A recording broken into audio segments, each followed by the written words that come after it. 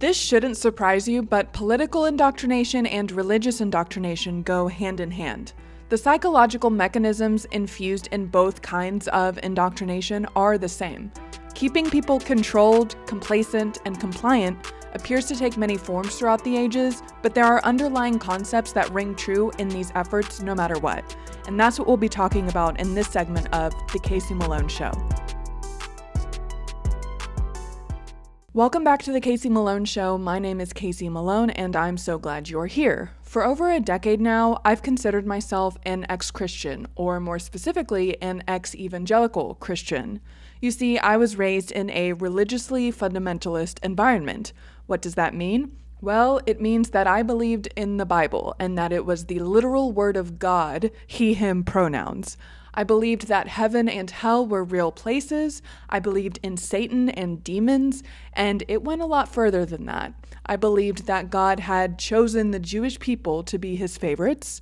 I witnessed to people to bring them to Christ. I spoke in tongues. I got baptized.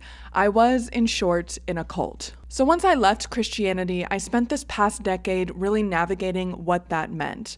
What I believed, who I wanted to be outside of this religious construct that told me everything from how to speak to whom I should marry. And it took some time, but eventually I found peace in my agnosticism, not knowing how to answer the big questions of the universe. I accepted my atheism, not seeing sufficient evidence for the existence of a creator being. And I rebuilt my identity as someone who values freedom and the quality of life for all. Over this past year, though, I've realized something else. I didn't just escape religious fundamentalist indoctrination. I escaped political indoctrination. I escaped the far right. Let's get into it. When I first started pulling away from the evangelical Christian church, I thought I was just leaving a faith system. I thought I was walking away from church services, from Bible studies, from a God who never seemed to answer my prayers. But what I didn't realize at the time was that I was also walking away from a political identity. Because in America, especially if you grow up evangelical, religion and politics are not two separate things. They're two sides of the same coin. The thing about evangelicalism is that it doesn't just teach you what to believe about God. It teaches you what to believe about the world, about people, about government, about who deserves what access to which resources, which is key. And while my church framed it all as biblical values, the reality is that these values were deeply political. The reality is the Bible is framed as this true source of God's will. But in practice, it's not just one truth. That's literally why we have so many different denominations. The interpretations of the pastors every Sunday in their sermons can vary not just throughout person to person, but also throughout time. Our interpretations of what God's will actually means through that true source of the Bible is not actually fundamental. There's so many different ways of seeing it. Let me give you an example. Growing up, I was taught that being pro-life was the only Christian position on abortion. I didn't even know there were Christians who supported reproductive rights until I was an adult. To me, the idea of abortion was a spiritual war between good and evil. It was the ultimate form of the protection of the innocent. There was no room for nuance or, dare I say, science. That's how it was framed. If you were against abortion, you were on God's side. If you weren't, you were on Satan's. There was no middle ground, that's it. And to be clear, anytime there is such a stark black and white worldview, we get into trouble. It has taken me a lot of internal work to deconstruct the indoctrination that keeps people in these thought patterns, in these beliefs. This all-or-nothing, zero-sum mentality sets up an awareness of being either in with righteousness or part of the sinful rest of the world or whatever.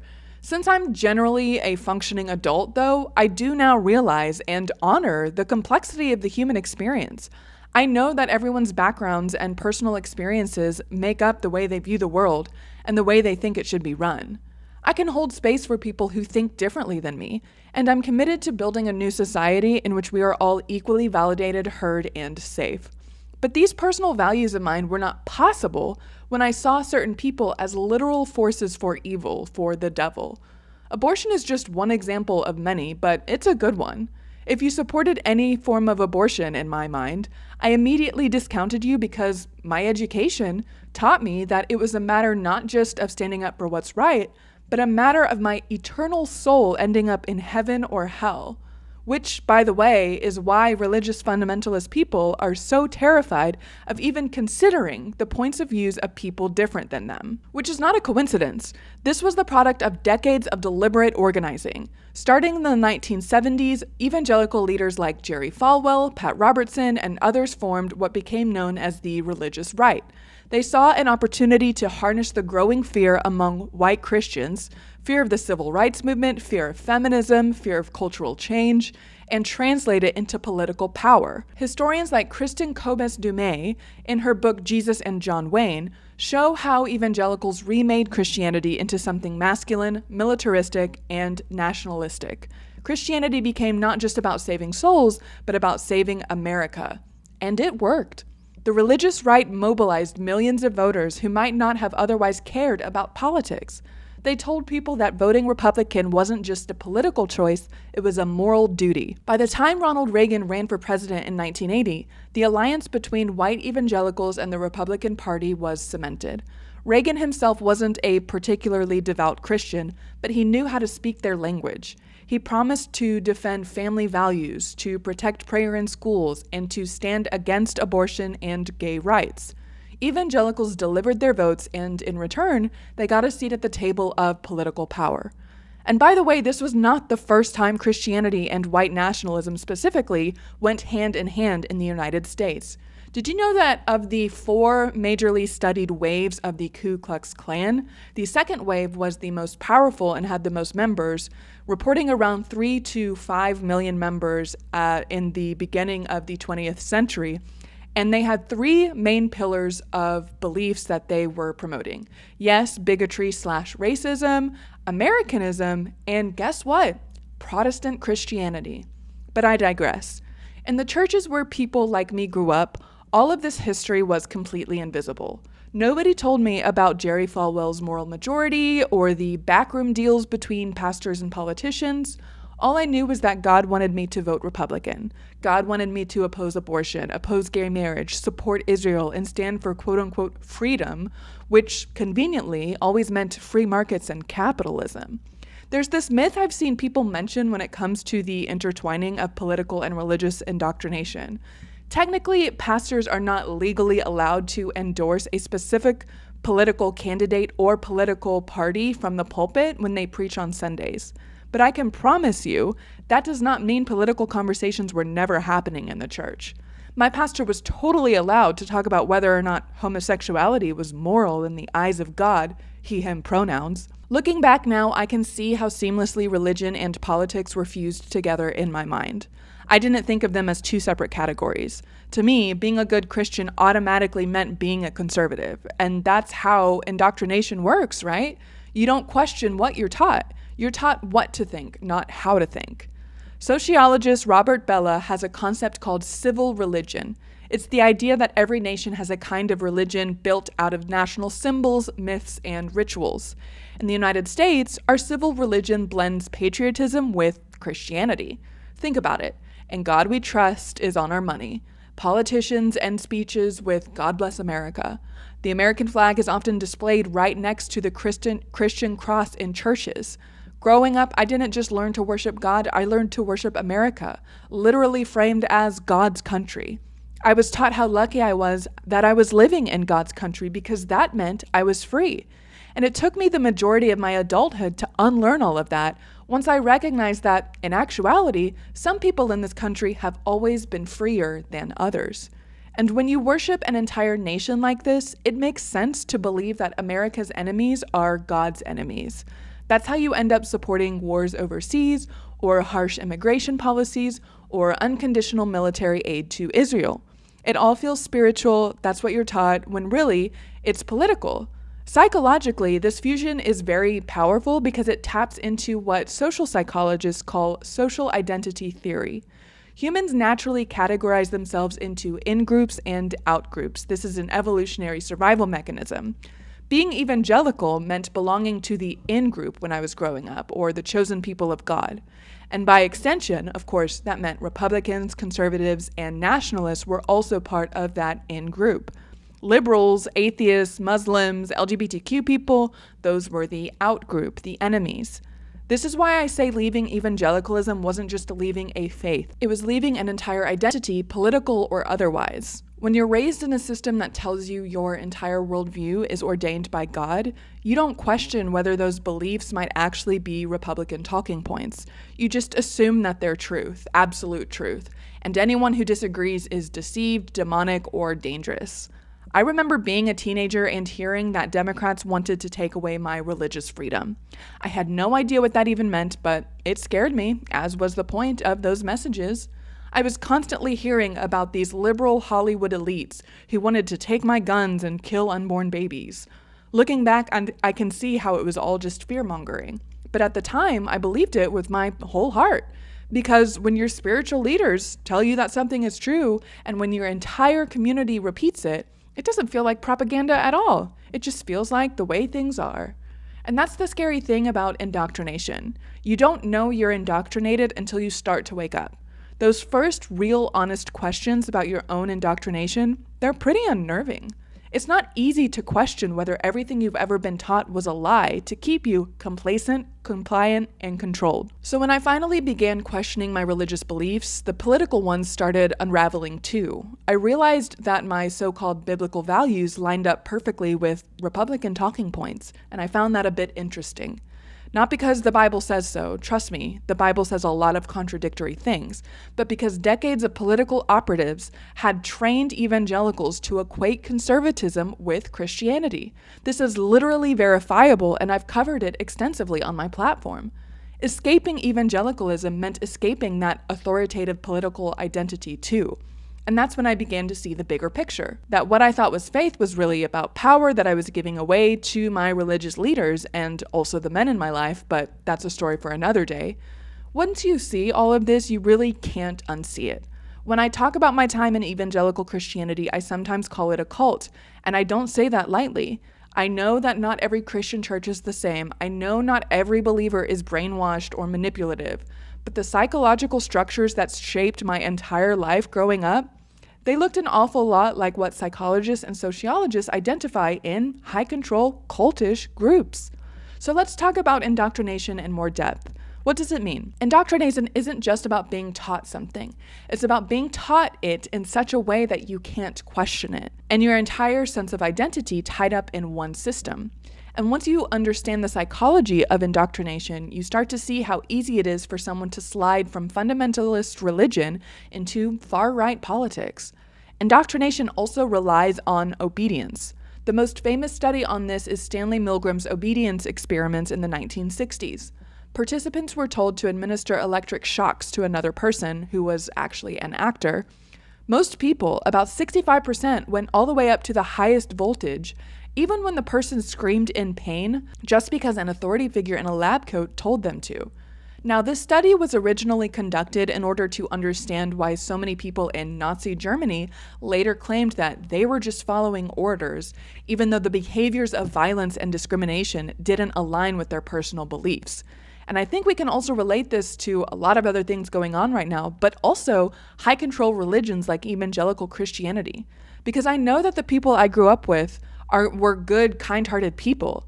I think that a lot of them are just severely propagandized to, and none of that leaves any room for just blatant forgiveness. I do think there is a level of accountability to be held for people who continue in their adulthood to perpetuate bigotry and hateful worldviews. Like, I totally recognize that, but I also think it is important to remember that they are spouting lies because that's what they believe. They don't think they're lying. Does that make sense? All of this, obedience, conformity, etc., feeds into another psychological phenomenon called cognitive dissonance. That's the term for the discomfort we feel when our beliefs don't match our reality. Instead of changing our beliefs, many of us double down. We rationalize. We twist the evidence to make it fit. This is a survival mechanism in a lot of ways, especially in times of economic or material instability. Think about it. If a family is too worried about putting food on the table, they're less likely to take the time and energy required to question the points their preacher is making every Sunday. Even if they fundamentally want to be good, loving people, they're only being taught that being righteous means being a very specific kind of person, and therefore villainizing people who are different than them. This is why there's a direct correlation between the level of political radicalization and economic instability in every country in every time period. When times are tough, people get scared and they're more easily controlled. Unfortunately, people in power know how to capitalize on that fear to more easily control them. And this requires a level of indoctrination that ensures these people who are afraid will do whatever said people in power need them to do. Because, yeah, indoctrination also thrives on fear. Fear of hell, fear of the end times, fear of losing your community, fear of being deceived by Satan. Psychologists who study terror management theory argue that when we're confronted with our own mortality, we cling more tightly to worldviews that give us certainty and meaning. For evangelicals, that worldview is Christianity, and when politicians tap into that same fear of cultural decline, of demographic change, of quote-unquote losing America, it creates a seamless bridge from, again, religious indoctrination to political indoctrination. Once you've been trained in that essentially religiously authoritarian environment, moving into far-right politics just kind of makes sense. You're already conditioned to obey authority, to fear outsiders, to suppress doubts, to value purity and loyalty above truth. All it takes is for a political leader to step in and speak the same language your pastor used. And before you know it, you're in another form of indoctrination, wearing a red hat instead of carrying a Bible. The psychology is the same. The tools are the same. The fear is the same. That's why I had to learn this stuff, to understand what happened to me, to give myself language for the invisible forces that shaped my life, and to remind myself, and you, that indoctrination isn't about being stupid or gullible. It's about being human. All of us are vulnerable to it. The only antidote is awareness and active resistance to the thought patterns that only serve people in power. Understanding fear and control doesn't just help explain how I got stuck in fundamentalism or how I almost got stuck in far-right politics. It helps explain why people around us, maybe even people we love, stay stuck now. It's not because they're stupid. It's not because they're inherently hateful. It's because powerful systems know how to hack human psychology. And once those levers are pulled, it takes an incredible amount of courage and clarity to break free. For me, breaking free meant naming the fear for what it was, a tool, not a truth. It meant rejecting shame and learning that I wasn't fundamentally broken and in need of saving. And it meant reclaiming my own sense of agency, my right to think, to question, to decide for myself. That's still a work in progress, but I'm free enough now to see the pattern. And again, once you see it, you can't unsee it. Part of the reason I share my story here is to show people who weren't raised in these heavily indoctrinated environments how difficult it is to see the indoctrination, the propaganda, the authoritarianism, all of it. My journey away from evangelical Christianity was immensely challenging, even though I will always consider it the greatest decision of my life. After that time in my life, the next thing after deconstruction or deconversion was rebuilding. And let me tell you, rebuilding is harder than leaving. Rebuilding is slow and quiet, and it takes a long time, and sometimes it's very terrifying. It's about facing the emptiness where your identity used to be and deciding what fills that space.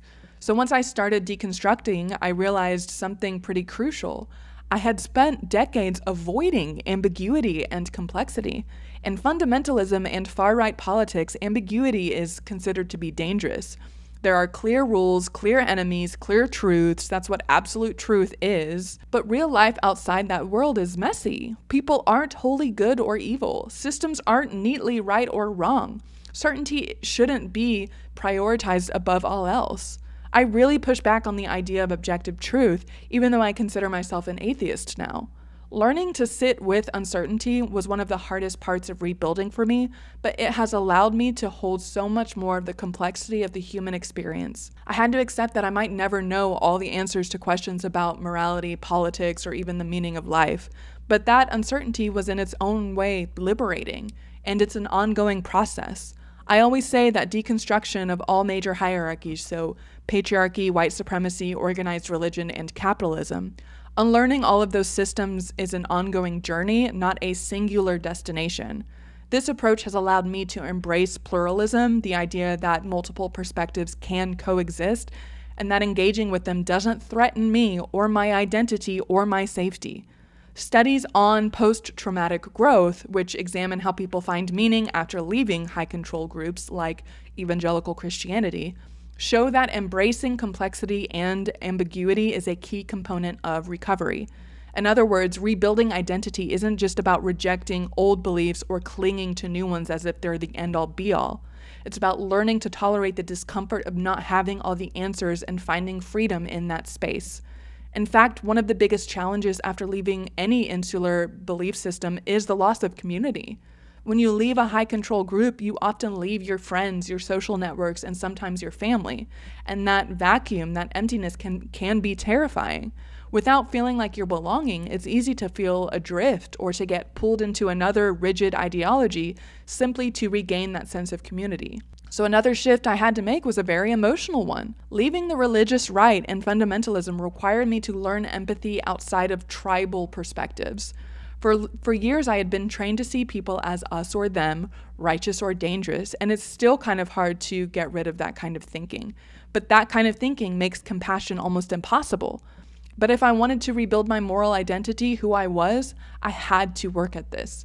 Empathy is a muscle. It takes practice. I had to actively engage with people whose experiences I had once dismissed or demonized. I had to listen without judgment. I had to let go of the idea that understanding someone meant agreeing with them or that failing to convert them made me weak. It was a whole process, and there's a lot of different things that went into that. Psychological research shows that empathy grows when people are exposed to diverse perspectives in supportive environments. Over time, it rewires how you process moral and social information. This was particularly important because tribalism, the kind that both fundamentalism and far-right politics foster, creates cycles of fear and dehumanization. Learning empathy outside tribalism allowed me to break that cycle, to see people as humans rather than symbols or forces of evil, and to rebuild a moral framework based on care and justice rather than disobedience and fear. Perhaps the most powerful part of rebuilding is reclaiming meaning. For years, my sense of purpose had been dictated by others, by pastors, by political leaders, by doctrines, and now I get to decide for myself what matters, who I care about, and how I want to live. And the truth is, it's terrifying sometimes. Without a blueprint, without a set of rules handed down from authority, the world can feel chaotic. But it can also be exhilarating if you just kind of go with it an open mind. I'm no longer living to fulfill someone else's narrative, is the point I'm trying to make. I want us all to be able to build our own, and I want the same for everyone who grew up indoctrinated. As much as I want to celebrate my escape from fundamentalism and far-right ideology, I also want to be honest. Leaving is hard, and not everyone does. In fact, most people don't. People get stuck, and when you look at why, again, it's rarely because they're stupid or evil. It's because the system is designed to keep them there. But I'm determined to connect with others who made it out or who are on their way out. We don't have to believe things about the world simply because people in power told us to. We can challenge the worldview we grew up in. We can escape the religious right together.